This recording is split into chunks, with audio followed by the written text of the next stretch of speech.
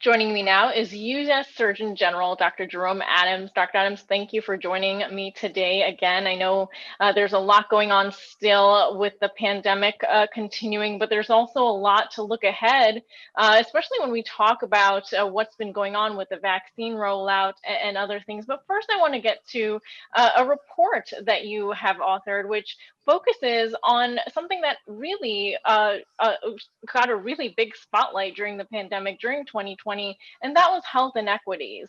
And in this report, you talk about the role of businesses.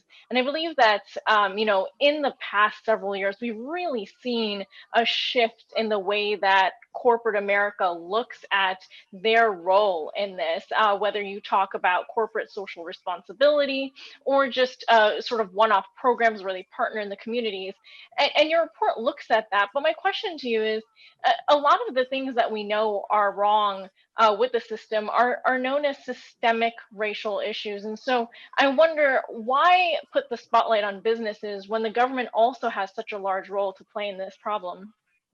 Well, that's a great question. And as you mentioned, I'm putting out a Surgeon General's report unlike any ever before. It's entitled Community Health and Economic Prosperity, Engaging Businesses. And it's not to say that government doesn't have a role or that each and every one of us doesn't have a role, but it really starts with the premise that the US has what we call a health disadvantage.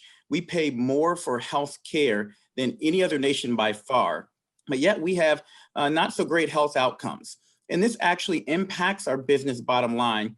US businesses pay more than 20% of US healthcare costs. And so what we're trying to help businesses and communities understand, and COVID has shown this in stark detail, is that businesses cannot prosper for long when they exist in an unhealthy community and with unhealthy stakeholders. You look at the fact that we've got record unemployment. We have the highest decline in economic output ever in 2020. And why did that happen? It happened because of poor health secondary to COVID that existed in our communities, superimposed on top of poor health that already existed in communities. And I just want to finish by saying that you highlighted an important point to this, that we do have to look at bias, racism. We've got to look at giving everyone an opportunity. And this report lists exemplars from across the spectrum who really lean into these social determinants of health to make sure everyone has an opportunity to be healthy. I know that this is interesting time to have this discussion because, like I mentioned, during the outbreak, we've seen a lot of the issues come to light, but we've also seen, in large part, because of the administration's decision to utilize some of these major companies for the whether you're talking about testing or distribution of vaccines or just distribution of other protective gear and manufacturing of that. There's been a very heavy spotlight on corporate America and on these businesses. So we've seen them take on that role. Is it different to be able to do that? Is there something that you saw from that experience versus if we had relied solely on government to respond to the pandemic? Well, a lot of our capacity in the United States lies in the private sector. A lot of the ability to innovate lies in the private sector. And quite frankly, a lot of the decision making is driven by the private sector. This report started well before COVID, even though it's particularly timely, with my own personal observation that health was often pitted against business. And unfortunately, when health gets pitted against business, usually health loses. Whether you're talking about the fact that we still have cigarettes out there, which we know harm people, or whether you're talking about climate change, or whether you're talking about the conflict that we still see play out between the economic harm of COVID and the health harms of COVID. And I want people to understand they're not oppositional. They are one and the same. And healthy communities are more prosperous, but unhealthy communities are less prosperous.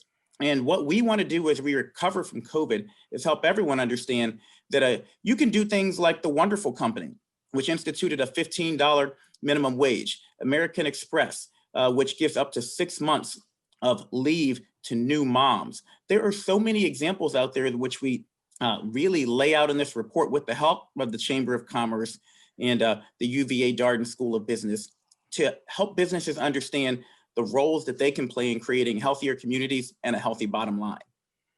Absolutely. Looking forward now, though, we know that there is this week an incoming new administration in the middle of a pandemic. It's a very unique time for you to be in your position. If you were to talk to your earlier self around this time last year, or maybe even a couple of months, what would you do differently compared to what has been done in order to change the trajectory of what happened in this country? Well, one of the things that I think we really need to do, and if I had to do it over again, I would double down on this, is really emphasizing the uncertainty of new and evolving infectious diseases. In many cases, we believed that COVID would behave the same as its cousins have behaved in the past. And that caused us to make some statements early on that were based on the science as we knew it at the time, but which also caused individuals to then feel like we weren't being honest with them when we had to change our recommendations. I would also do what we're doing with this report and really help people understand, even if they aren't worried about health harms themselves, help them understand that when we create healthier environments, and in COVID's case, through wearing a mask, washing your hands, and watching your distance, and getting vaccinated, that when we do these things, we actually keep restaurants open, we keep businesses and schools open. We in turn are more prosperous individually and as societies. So, it really comes all back to we're all in this together. And when we all create a healthier environment, we all benefit. That'll do it. U.S. Surgeon General Jerome Adams, thank you so much for the time. Thank you. Check out my report at surgeongeneral.gov. And everyone, stay safe. The finish line's in sight. We just got to keep running through the tape.